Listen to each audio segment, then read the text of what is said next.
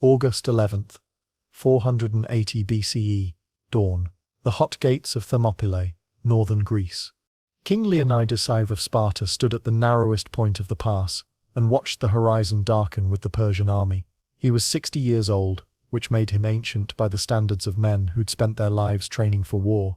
His beard was iron grey, his body carried the accumulated scars of 4 decades as a hoplite, the slash across his left thigh from a skirmish with Argos, the puckered spear wound below his ribs from the Battle of Sparta, a half-dozen others that had become part of him like tattoos written in violence.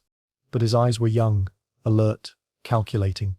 Behind him, 300 Spartan warriors, the hippies, the royal bodyguard, chosen not just for martial skill but for having living sons to carry on their bloodlines, finished their morning routine with the mechanical precision of men who'd done this 10,000 times, combing their long hair, oiling their bodies, checking armor for weaknesses that wouldn't exist because Spartan armor didn't have weaknesses. Each man wore 70 pounds of bronze, the bell curvature of the Corinthian helmet that left only eyes and mouth exposed, the muscled breastplate that turned sword strikes into bruises, greaves protecting shins that had been conditioned since childhood to absorb impacts that would shatter ordinary men's bones.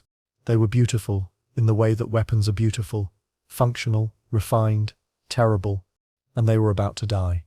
Leonidas knew this with the certainty that comes from mathematics rather than prophecy. The Persian army approaching from the north numbered somewhere between 100,000 and 300,000 men, depending on which scout report you believed. Even if you took the conservative estimate, even if you assumed that terrain would neutralize numerical advantage, the equation was simple. 300 Spartans, plus maybe 7,000 allied Greeks camped further back in the pass, against an empire that had conquered everything from Egypt to India, and was now coming for Greece. The oracle at Delphi had been characteristically cryptic but ultimately clear. Either Sparta falls, or a Spartan king dies here. Leonidas had made his choice before he'd even left home. He'd chosen the 300 specifically, only men with sons, only men whose deaths wouldn't end their bloodlines. He'd marched them north during the Olympic Games, technically violating the sacred truce, because waiting meant the pass would already be lost.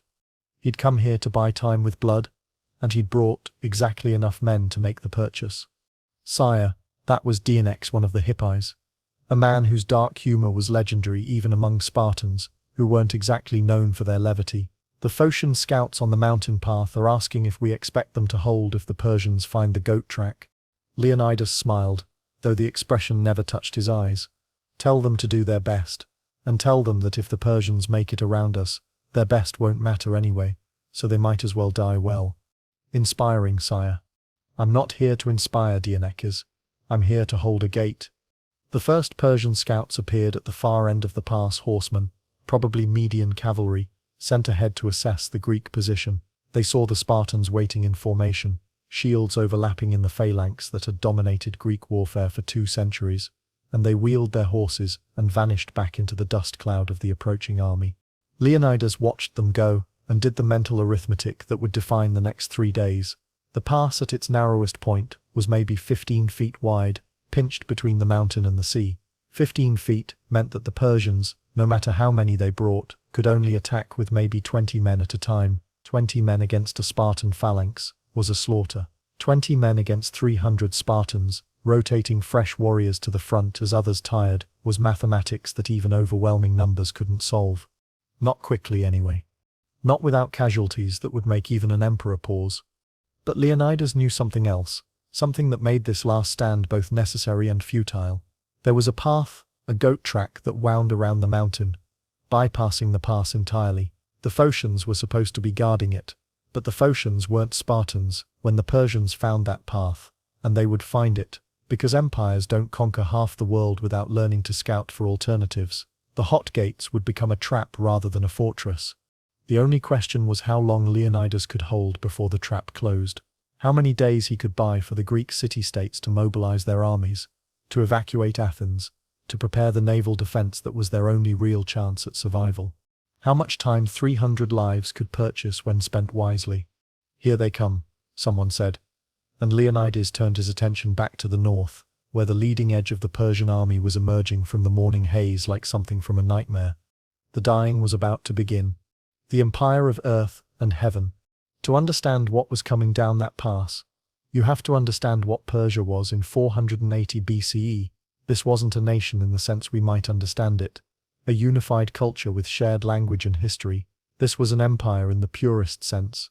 A military and administrative apparatus that had conquered, absorbed and mobilized dozens of distinct peoples into a single overwhelming force.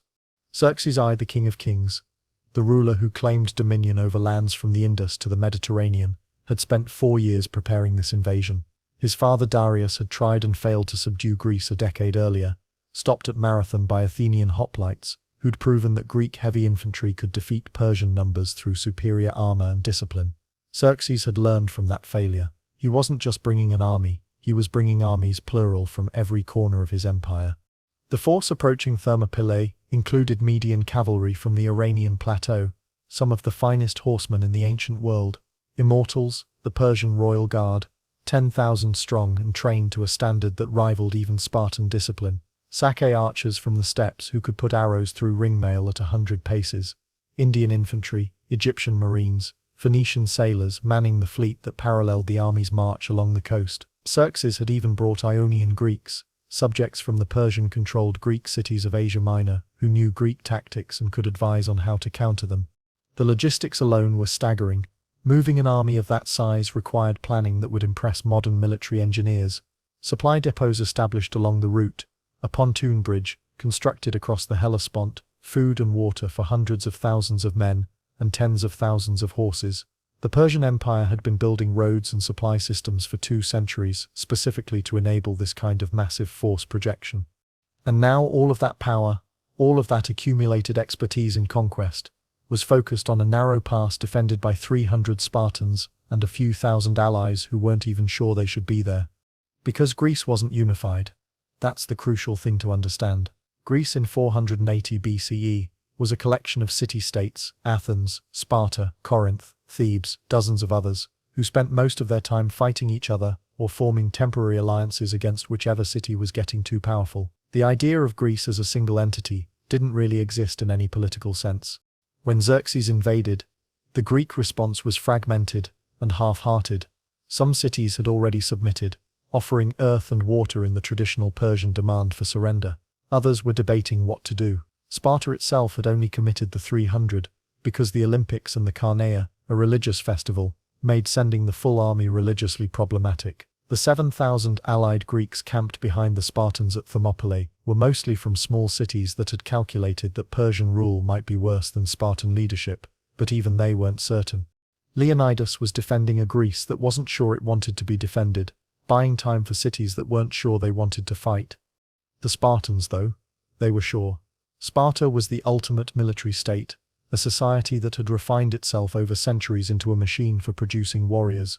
Every Spartan male citizen was a soldier, period. From age 7, they were taken from their families and raised in the agoge, the brutal training system that turned boys into hoplites through systematic abuse, combat training, and careful starvation that taught them to steal food successfully or go hungry. The result was an army that had never lost a land battle in living memory, a reputation so fearsome that Spartan had become synonymous with invincible across the Greek world. The 300 at Thermopylae weren't just soldiers, they were the distilled essence of the most militarized culture in human history, trained from childhood for exactly this moment. Which made what Leonidas was asking them to do both perfectly logical and absolutely insane. Hold an impossible position against impossible odds, until the impossibility of the situation killed them all. Die to prove that Greeks could face Persians and not break, even when breaking would be the rational choice. Die to buy time for a Greek alliance that didn't quite exist yet, to defend a Greece that wasn't quite a concept yet.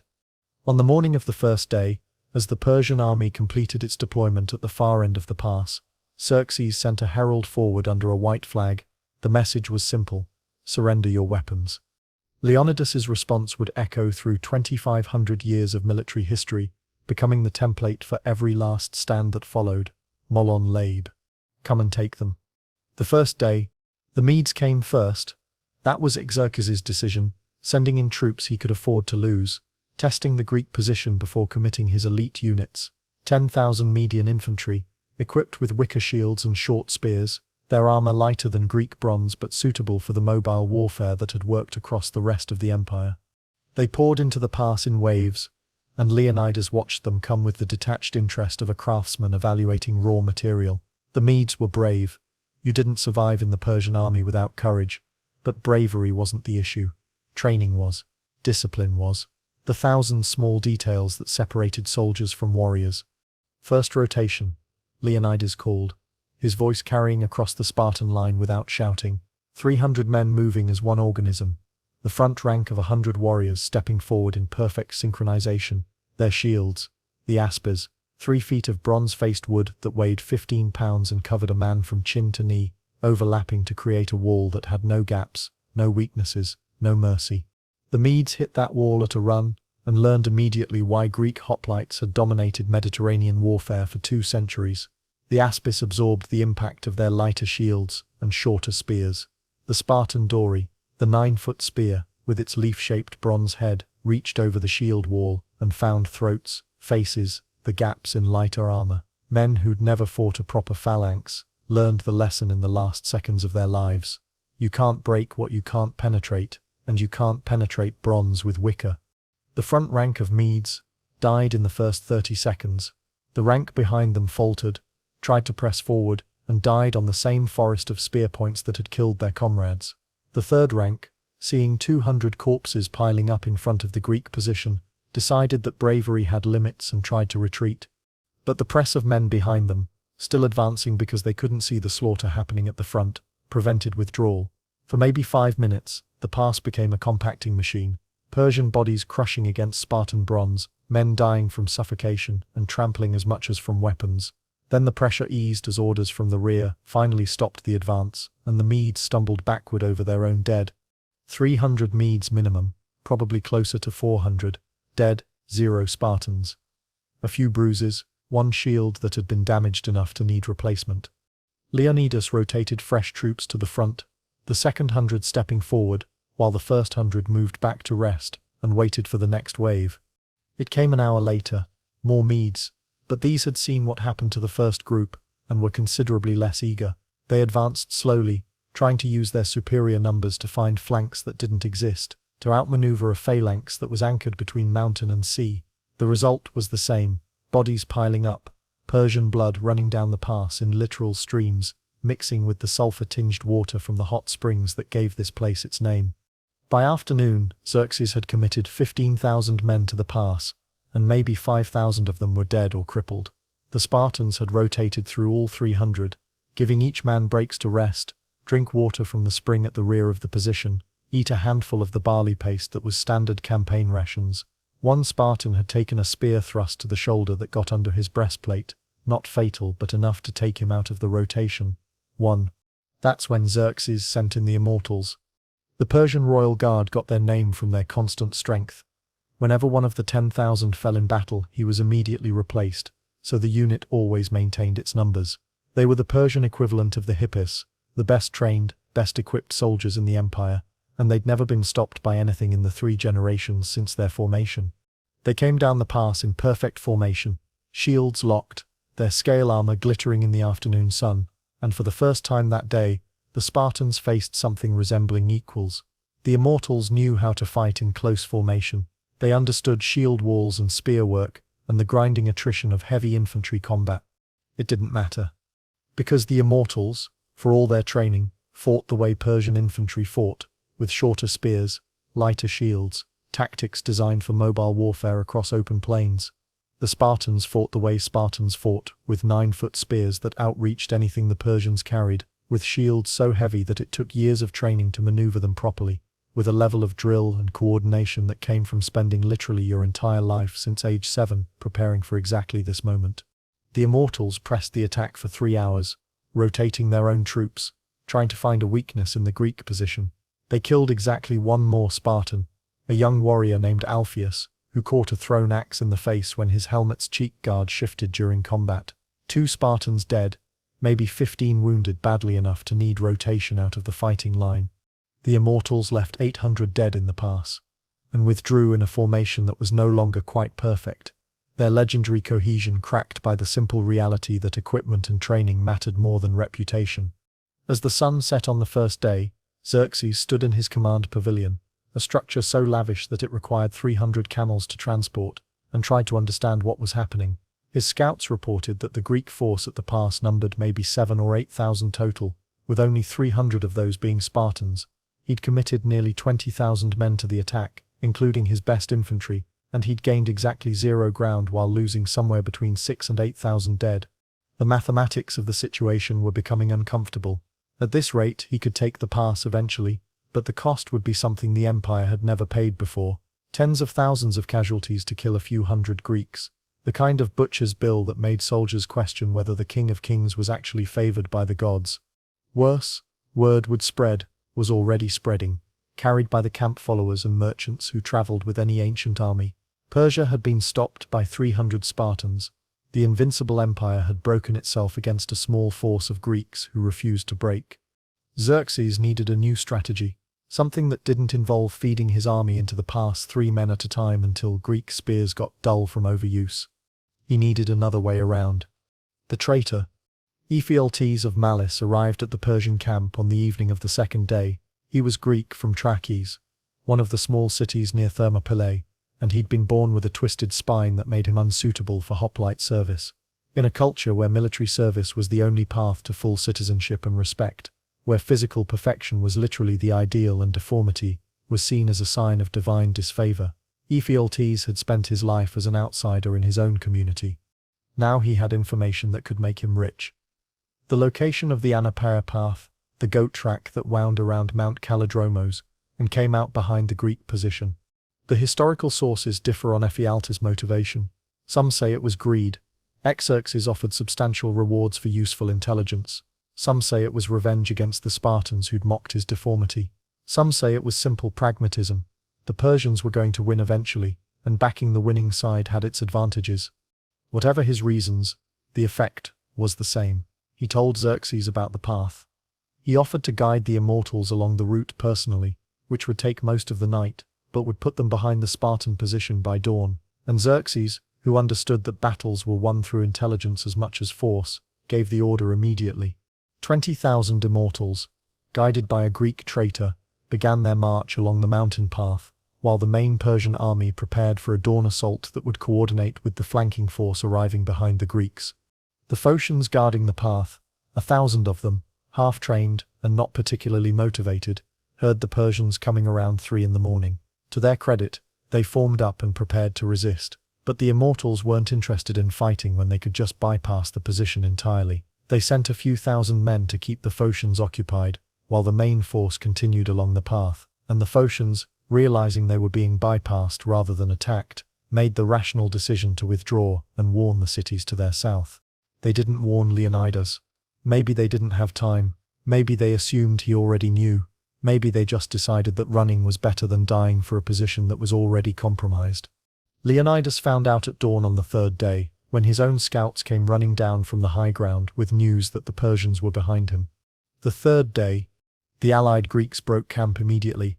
7,000 men, mostly Peloponnesian hoplites from cities like Corinth and Mycenae, who'd agreed to hold the pass as long as it was defensible but hadn't signed up for a deliberate suicide mission. Leonidas didn't try to stop them. He'd known from the beginning that this moment would come, when courage met mathematics and mathematics won. He kept the 300 Spartans. He also kept 700 Thespians who volunteered to stay, their city's entire hoplite force, commanded by a man named Demophilus, who apparently shared Leonidas's understanding that some things were worth dying for. And 400 Thebans, though whether those stayed voluntarily or were kept as hostages against Theban loyalty is debated by historians. 1,400 men, waiting for an army of hundreds of thousands to close the trap.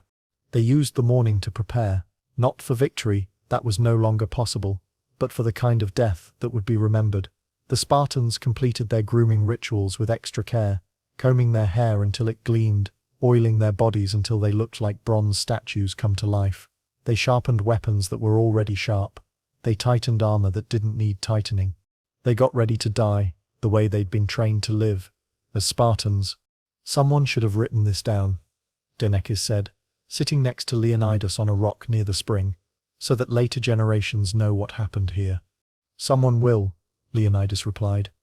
You think Athens will let this story go untold? They'll make plays about it.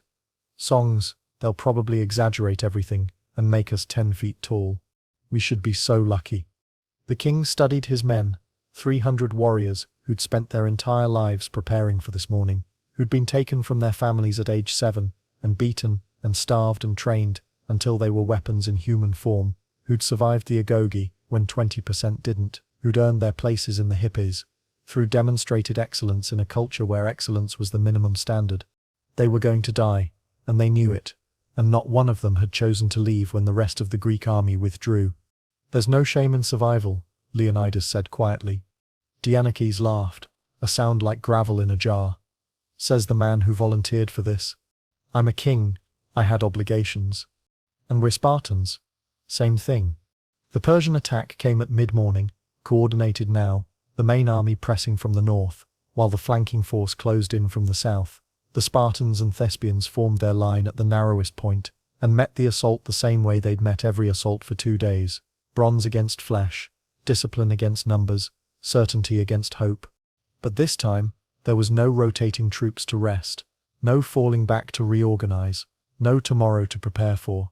The Spartans spent their lives like currency, trading one man's death for 10 Persians 20-30. When their spears broke, they drew the xiphos, the short sword that was the hoplite's secondary weapon. When their swords broke, they fought with shields. When their shields shattered, they fought with anything they could grab: rocks, pieces of broken weapons, bare hands. Leonidas died in the first hour, somewhere in the chaos of melee combat, where heroes and anonymous soldiers bleed the same red, and nobody's quite sure whose spear did the killing. His body became the focus of the battle. Greeks fighting to protect their king's corpse, while Persians fought to take it as a trophy. The fighting over that one body killed hundreds on both sides before the Greeks finally dragged it back behind what was left of their line. By noon, maybe half the Spartans were still alive. They'd been pushed back from the narrowest point of the pass, forced to give ground as exhaustion and casualties finally overcame training. The Thespians were gone, dead to a man in a final stand on a small hillock where they'd tried to create a secondary defensive position. The Thespians had surrendered, which Herodotus would later claim proved their lack of commitment, but which probably just meant they'd done the math and decided survival was better than empty heroism. The remaining Spartans withdrew to a small hill, later called the Kolonos, the hill of Kolokinthos, and formed a circle, shields out, wounded to the center, every man making peace with whatever gods he believed in. When their weapons finally broke entirely, when they had nothing left to fight with but defiance, the Persians fell back and the archers came forward. The last Spartans died under a cloud of arrows so thick that Dianakes, if he was still alive to see it, might have remembered his joke from days earlier, when told that Persian arrows would blot out the sun. He'd supposedly quipped, "Good, then we'll fight in the shade." By the time the arrows stopped, nothing was moving on the hill. The Persians approached cautiously, half expecting some final trick, but there was no trick left, just corpses in bronze, arranged in a circle, dead exactly where they'd said they'd be. The price of time. The Battle of Thermopylae lasted 3 days. The Persians lost somewhere between 20,000 and 50,000 men. Ancient casualty figures are notoriously unreliable, but even the conservative estimates are staggering. The Greeks lost roughly 4,000, including all 300 Spartans and the 700 Thespians who'd stayed with them. By any military standard, the battle was a Persian victory. They'd taken the pass, they'd killed the defenders, they'd opened the route into central Greece, and nothing now stood between Xerxes and Athens. But victories have costs, and this one was paid in Persian morale and Greek unity.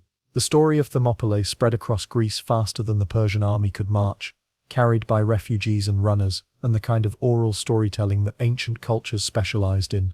300 Spartans had held the entire Persian Empire for 3 days. They'd killed tens of thousands. They'd died rather than retreat, and in dying they'd proven that Persians could bleed.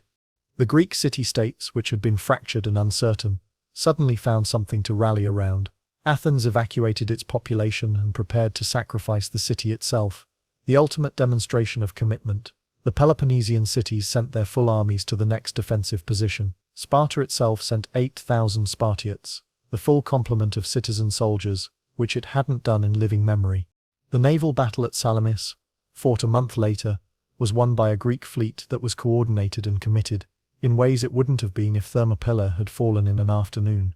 The land battle at Plataea, where the Persian army was finally destroyed, was fought by a Greek coalition that existed specifically because Leonidas had bought time for it to form. Xerxes himself, watching the slaughter at Thermopylae, allegedly jumped from his throne 3 times in horror as he watched his immortals die against Spartan bronze.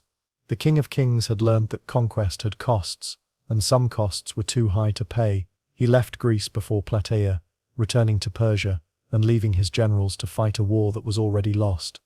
The 300 meanwhile became immortal in exactly the way Leonidas had intended. Their death wasn't a tragedy, it was a weapon, deployed with the same precision as their spearwork. They'd shown Greece that Persians could be fought, that numbers didn't matter against training and commitment, that sometimes the only way to win was to refuse to lose until the refusing itself became victory. Simonides wrote the epitaph that still stands at Thermopylae, carved into the stone hill where the Spartans died. Go tell the Spartans, stranger passing by, that here obedient to their laws we lie. Not that they fought bravely, not that they died heroically, that they'd followed orders, did their duty, lay down where they were told to lie down, the most Spartan possible memorial, understated, focused on duty rather than glory, acknowledging that what they'd done was exactly what they'd been raised since childhood to do. 2,500 years later, their last stand remains the template for every outnumbered defense, every calculated sacrifice, every moment when holding ground matters more than surviving. The Alamo, Cameroon, Rorke's Drift, Bastogne, every culture has its version of Thermopylae, its story of the few against the many, the moment when dying well mattered more than living. But Thermopylae was the first, the original, the 300 Spartans who looked at an empire and said no, who bought Greece its future with their present, who understood that sometimes the only way to win a war is to lose a battle so perfectly that the loss itself becomes inspiration. The hot gates closed behind them, sealed with bronze and blood, and the kind of certainty that comes from knowing exactly what you're dying for.